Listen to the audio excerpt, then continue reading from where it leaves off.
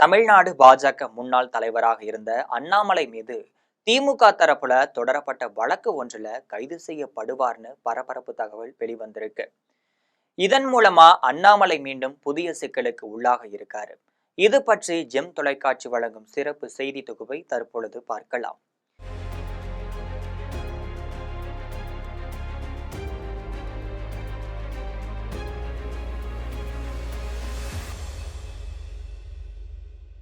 தஞ்சாவூர் மாவட்டம் மைக்கேல்பட்டி அப்படிங்கிற கிராமத்துல பள்ளி மாணவி ஒருவர் கடந்த 2022ஆம் ஆண்டு தற்கொலை செய்து கொண்டிருந்தார். மத மாற்றம் அழுத்தம் காரணமாகவே அந்த மாணவி தற்கொலை செய்து கொண்டதா அப்போதைய பாஜக மாநில தலைவராக இருந்த அண்ணாமலை சொல்லியிருந்தார். இது அப்போது மிகப்பெரிய விவாதங்களையும் ஏற்படுத்தி இருந்துச்சு. அந்த மாணவி குடும்பத்துக்கு 10 லட்சம் ரூபாய் நிதி வழங்கப்படும் அண்ணாமலை அறிவிச்சிருந்தாரு. அதுக்கப்புறமா காவல்துறையினர் விசாரித்த போது தஞ்சாவூர் மாவட்டம் மைக்கேல்பட்டி பள்ளி விடுதியில் லாவண்யா அப்படிங்கிற மாணவி தங்கி படித்து வந்திருந்தாங்க. கடந்த 2022ஆம் ஆண்டு அந்த மாணவி விஷம் குடித்து தற்கொலை செய்து கொண்டிருந்தாங்க. இதன் பின்னர் இது குறித்து காவல்துறையினர் விசாரித்த போது தஞ்சாவூர் மாவட்டம் மைக்கேல்பட்டி பள்ளி விடுதியில் லாவண்யா என்ற மாணவி தங்கி படித்து வந்தார். கடந்த 2022ஆம் ஆண்டு அந்த மாணவி விஷம் குடித்து தற்கொலை செய்து கொண்டிருந்தாங்க.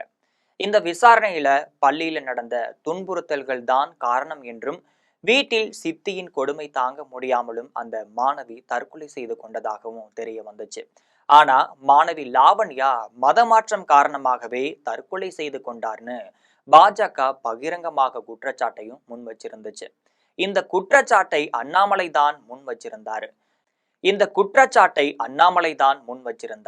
இதை தொடர்ந்துதான் மாணவி லாவண்யா தற்கொலைக்கு நீதி வேண்டும் என்று குறிப்பா கட்டாயம் மதமாற்றம் தடை சட்டம் இயற்றப்பட வேண்டும்லாம் வலியுறுத்தி இருந்தாங்க.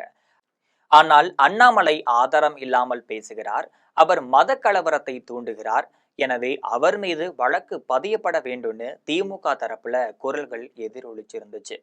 இந்த நிலையில தான் டெல்லி உச்சநீதிமன்றத்துல இந்த வழக்கு குறித்து சிபிஐ குற்றப்பத்திரிகையை தாக்கல் செய்திருந்துச்சு. அதுல மாணவியின் மரணத்திற்கு மதமாற்றம் என்பது காரணம் கிடையாதுன்னு தெரிவிக்கப்பட்டிருந்துச்சு. இதனால அண்ணாமலை பொய்யான குற்றச்சாட்டுகளை முன்வைத்து மக்களை மத ரீதியில் பிரிக்க முயற்சிப்பதாக தற்போது திமுக தரப்புல தீவிர நடவடிக்கைகள் மேற்கொள்ளப்பட்டு வருது. இதனை தொடர்ந்துதான் அண்ணாமலை மீது வழக்கு தொடரப்படலான்னு தெரிய வந்திருக்கு. இந்த வழக்கு விசாரணை வரும்பொழுது அவர் மத பிரச்சனையை எழுப்பியதாக கூறி கைது செய்யப்படலான்னு சொல்லப்படுது. இதனால தமிழ்நாடு முழுவதும் அண்ணாமலை ஆதரவாளர்கள் மனக்குமுறல ஆழ்ந்திருக்கார் என்பது குறிப்பிடத்தக்க செய்தியாகும். இது போன்ற அரசியல் பின்னணி செய்திகளை தெரிந்து கொள்ள ஜெம் தொலைக்காட்சியுடன் எப்பொழுதும் இணைப்பில் இருங்கள்.